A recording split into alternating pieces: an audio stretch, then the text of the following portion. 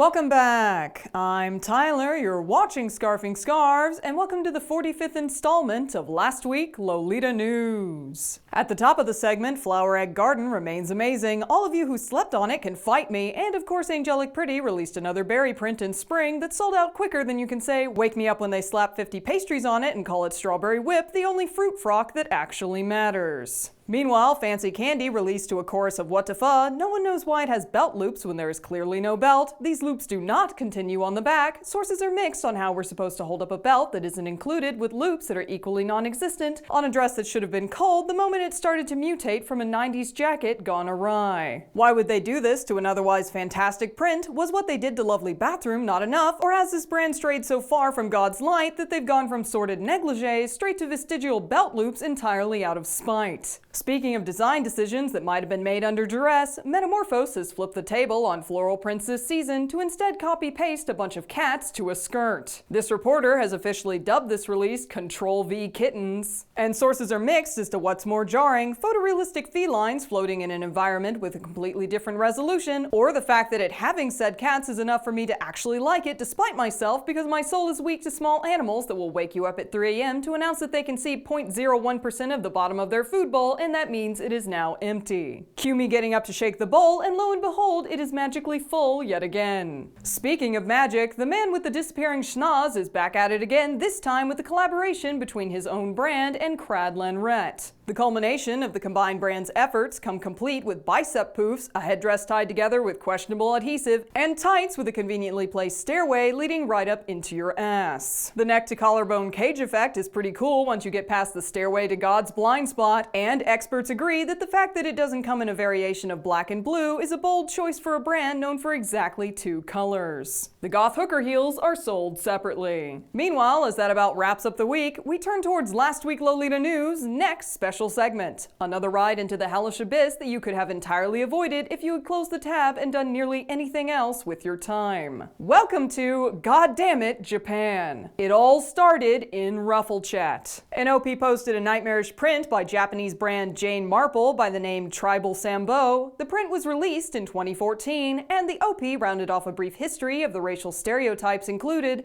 with both shock and questions as to how the Lolita community should address and prevent similar instances from brands in the future. The usual hand-wringing about Japanese ignorance of race relations in the West ensued. Opie was accused of being naive for expecting better, and there was a general sense of big yikes but not surprised. Rinse, repeat, insert 50 more reasons why great and holy Japan can't possibly conform to common decency because they're super-duper Asian, you guys, as if that is in any way an excuse for a country participating in the global community that is just one Google away from 1 billion reasons not to post stereotypical bullshit lest you get smacked in the face. This is not a difficult concept. Japan knows better. And to get to the root of why that is, we first have to dig just a little deeper into what it is that Jane Marple's print was based on. So put a bookmark where we were, and it all started in 1899. Long before this most holy year of 2019, there was a Scottish woman by the name of Helen Bannerman. Helen wrote and illustrated a book called Little Black Sambo. The story was about a South Indian boy being chased by tigers until they turned into ghee. That's a kind of clarified butter. His mother used said butter to make pancakes. And this made for a perfectly fine children's story right up until you notice that Helen's art style is an offensive racial caricature wrapped in a gremlin pasted onto the pages of a book that would have been fine if you tossed it in a bin, lit the bin on fire, and started the frack over.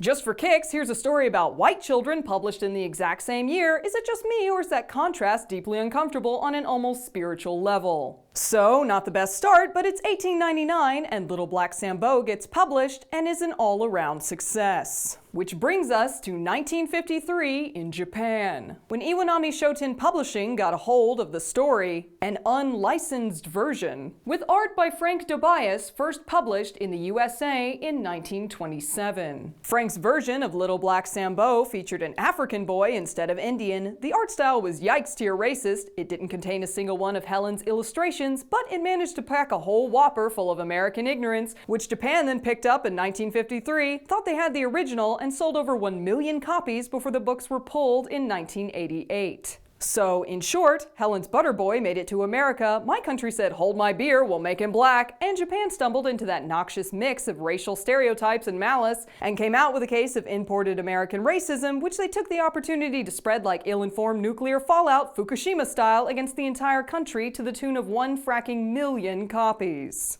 A spree which again ended in 1988 because the Association to Stop Racism Against Blacks lodged complaints against every major publisher that printed Little Black Sambo and its variants, causing the publishers to pull the books off the shelves, perhaps for reasons directly related to being told that they were actively printing racist books for children. So, progress, fracking late progress, but progress all the same. That is until 2005 when the copyright from Iwanami Shoten Publishing expires and Lwln. What? That is until 2005 when the copyright from Iwanami Shoten Publishing expires and some other Japanese publishing house, which I can't fucking pronounce, jumps in to reprint the original to the tune of selling 150,000 copies in just 5 months' time. The 2 largest Japanese publishing houses take the opportunity to publish official editions that are reportedly still in print. It is one of the most well-known children's books, and it remains mostly uncontroversial in Japan to this day. Which brings us back to Ruffle Chat, Jane Marple, and the stream of excuses people are pulling out of their petticoats to defend the supposed ignorance of a country that has known better for far too goddamn long. Because we know that's bullshit. This was addressed on a large scale in 1988 to the extent of pulling the books. And the fact that a publisher would go on in 2005 to reprint them once more does less to convince one of ignorance so much as it does to convince this reporter that this is a country with deeply troubling roots in Western-style racism, without even the targeted populations necessary to contradict the prejudice it has absorbed. There is no politically significant population of black people living in Japan to stand up and protest the American-style stereotypes that get pumped in through social media, and the fact that a niche Japanese fashion brand would put out a print fashioned from the 1920s US racism in 2014 goes to show how deeply rooted that influence is. Japan sampled an American racism, sure, but it is unique in that it has no associated black community to correct the record. Which brings us to the final question. What are we, as the Lolita community, supposed to do about it? I would argue that this is best answered as a global community, but in the micro, it is high time that we as a gathering of niche fashion enthusiasts stop tolerating ignorance as an excuse. It is not an oversensitive Western standard to expect a country near entirely made up of ethnic Japanese citizens to respect the balance of power in their nation and not print offensive stereotypes of the ethnic minorities residing in their bounds. Black and brown people living within Japan do not have the political power to properly respond to dispel these images, and a country publishing and revering an image of a minority group against the wishes and dignity of said group is an abuse and failure of a nation to properly care for its people. Again, not that America is doing much better, but I promise you that if Forever 21 releases a tribal Sambo crop top tomorrow at 2, there will be a flaming chair in their storefront by 2:05, several selfies with the chair, and half of Twitter would be shitting itself to the tune of 21 corporate apologies, racial sensitivity training, and an FBI-style search to find whatever dingus thought to put this on a crop top in the first place, whereupon they claim that they don't see color, and the resulting countrywide yeet culminates in them changing their name and moving to an undisclosed location to think about what they've done. Still not a perfect system, but I suppose it's better than absolutely nothing at all. Which is, on a related note, all this reporter has left to muster, and awkwardly transitioning to things unrelated to the entirely too heavy subject matter for this salt mine of a show, this reporter will be guesting at several upcoming events that you will need to know about should you want to see me flail in person, or feel your sodium levels would be best boosted by an overly verbose pain in the ass and you happen to have the weekend off. I will be a guest at MizumiCon in San Antonio, Texas, April 6th for a one-day event in the Northwest Marriott Hotel. I am really looking forward to meeting South Central Texas community members, and those of you who haven't brought badges had better hurry the frack up, because April 6th is fast approaching, and I will be deeply offended if I miss the chance to make words at you without the barrier of several inches of lens and the internet in betwixt. Transitioning to a different state entirely, this reporter will also be a guest at Techo in the David L. Lawrence Convention Center from April 11th to 14th. And with an angelic pretty designer also on the guest list, as well as lovely lore and the Lolita Collective, this event is set to be amazing enough that anyone who needs me may find me losing my ish in a corner. Please send paper bags, I am liable to pass out. To solidify 2019 as the year that it rains AP, and my final guest announcement for this particular video, there are far more, I swear. I'm just all too aware that our community has the attention span of a titmouse. I will also be a guest judge for the OG pageant at Paradiso in Kansas City, Missouri from May 24th to 26th.